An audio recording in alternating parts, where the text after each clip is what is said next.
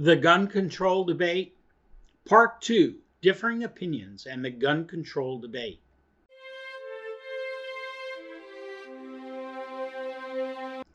Hello, this is Hnatio reporting for the Objective News Network.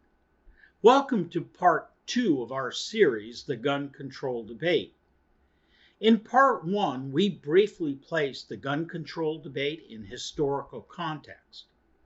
This time, we are going to take a look at some of the differing opinions and interpretations of the meanings of the founders and beyond on the issue of gun ownership.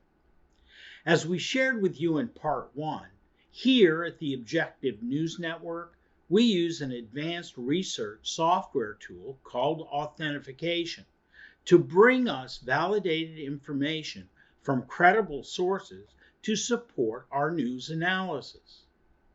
Authentication serves as the starting point for finding objective facts that can support civil discourse to frame the best solutions to complicated issues of the day. So, let's turn back to authentication and type in, was the purpose of the Second Amendment to ensure the unfettered right to own and use guns by the colonists? Here we find a very well-sourced data set, a scholarly article in the Chicago-Kent Law Review. The article tells us that owning and carrying personal firearms, or at least the unbridled right to do so, has become a current-day metaphor of American individualism. We're told that the American patriot of today still sees himself as a hero who has, and I quote, reinvented personal responsibility and takes upon himself the basic obligation of defense of self, land, and family against a range of aggressors, including the forces of the government itself, close quote.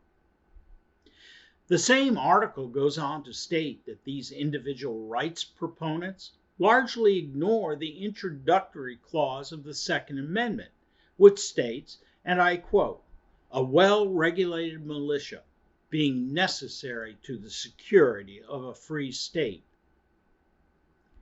The individual rights proponents usually quote the language of the main clause stating, and I quote, that the right of the people to keep and bear arms shall not be infringed, close quote. Proponents of the unfettered ability to own guns see in this specific provision, and again I quote directly from the Chicago-Kent Law Review, a recognition of the basic liberty of each individual citizen in his or her private capacity to possess guns without any government interference, close quote. It is the individualist's claim, and I quote again, an entitlement written into the text of fundamental civic charter to add a stroke to the definition of the freedom of the individual citizen, every bit as important as the security against unreasonable searches and seizures or the right not to be forced to cooperate in one's own prosecution, close quote. On the other hand, the proponents of gun control take the position that the Second Amendment was adopted to assure the state's control over their militias only.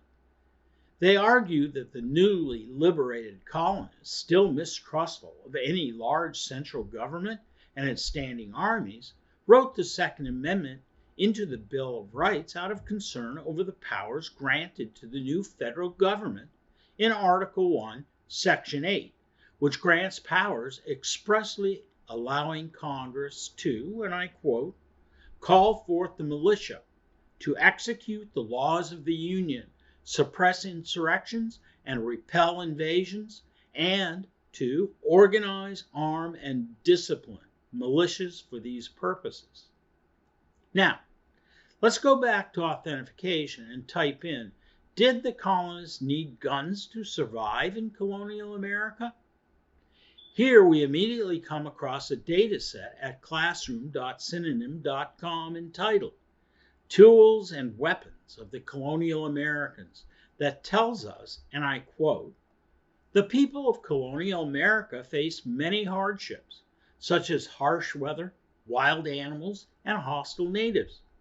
Homes, furniture, and household goods were mostly built by hand. Farmers had little access to machinery. Colonial Americans depended on their wits, their tools, and their weapons for daily survival, and eventually used them to win freedom from British rule. Close quote. On the other hand, we find opinions that guns were not really necessary in colonial America. Here we find another particularly interesting data set at commonplace.online, a paper about a book written by Dr. Michael Belosiles, a former professor at Emory University, entitled Arming Early America: The Origins of a National Gun Culture. In the article, Dr. Belosiles tells us, and I quote directly, gun ownership was exceptional in the 17th, 18th, and early 19th centuries, even on the frontier, and guns became a common commodity only with the industrialization of the mid-19th century, after which gun ownership became concentrated in urban areas. America's gun culture grew with its gun industry. That industry in turn relied on the government for capital development and for support and enhancements of its markets. From its inception, the United States government worked to arm its citizens. It scrambled to find sources of weapons to fulfill the mandate of the Second Amendment. From 1775 until the 1840s, the government largely failed in this task. But the industrialization of the arms industry allowed the government to move toward its goal with ever-increasing speed, in spite of public indifference and even resistance to gun ownership. Close quote. But what is most interesting about this particular article involves the issue of scholarly integrity. Some claim that the article is an example of scholarly fake news. After the article was written, Professor Belosiles came under intense scrutiny for his research methods, and he was accused of manipulating and fabricating research results to support the article's conclusion. At commonplace.online, you can see a review of Dr. Belosiles' book, Arming Early America, a report written by Emory University, along with Dr. Belosiles' response to the allegations of research fraud. To be sure, bias on both sides of the gun control debate is likely much more prevalent than any of us would like to believe, along with, so it seems, everything else today.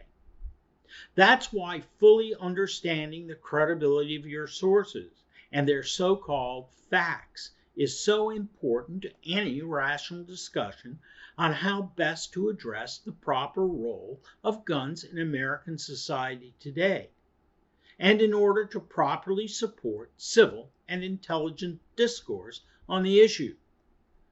That brings us to the conclusion of part 2 of the gun control debate. We look forward to your comments at our blog. In part 3, we will explore some of the pros and cons on both sides of the gun control debate. It is what it is for September 10th, 2022. This is John Hnatio reporting for the Objective News Network. See you next time, and thank you for watching.